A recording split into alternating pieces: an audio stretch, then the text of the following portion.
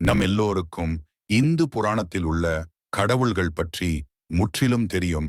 ஆனால் வாழ்வில் பார்க்கவே கூடாத, அதாவது அபாயகரமான மரணக் கடவுள்கள் யார் என்று தெரியுமா?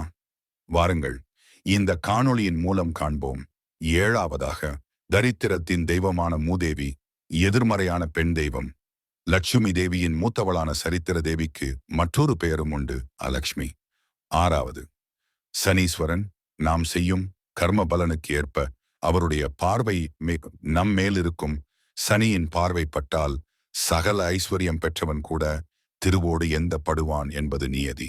ஐந்தாவதாக, யம தர்மன். அவர் கையில் உள்ள பாச கயிறு மிகவும் அபாயகரமான ஒன்று. அது மட்டுமல்லாமல் நெருப்பு கடல் குவிந்திருக்கும் பயங்கரமான நரகத்தின் அரசன். நான்காவதாக, கொல்லியம்பாவை. கொல்லிமலையின் அடிவாரத்தில் இருக்கக்கூடிய ஒரு காவல் தெய்வம். ஒரு காலத்தில் இந்த மலைக்கு கொல்லும் மலை என்று பெயர் உண்டு. காலப்போக்கில் மருவி கொல்லிமலையாக மாறியது. இந்த மரண மலையை காக்கும் பெண் தெய்வம் கொல்லியம்பாவை.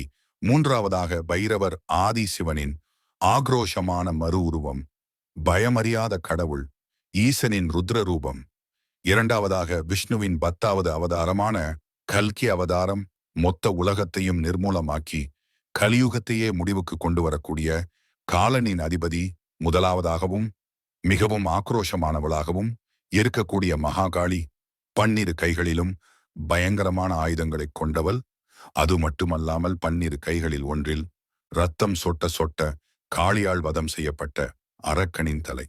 இந்த பட்டியலில் உள்ள ஆக்ரோஷமான கடவுள்களில் உங்களுக்கு பிடித்தமான கடவுளை மறக்காம கமெண்ட்ல சொல்லுங்க.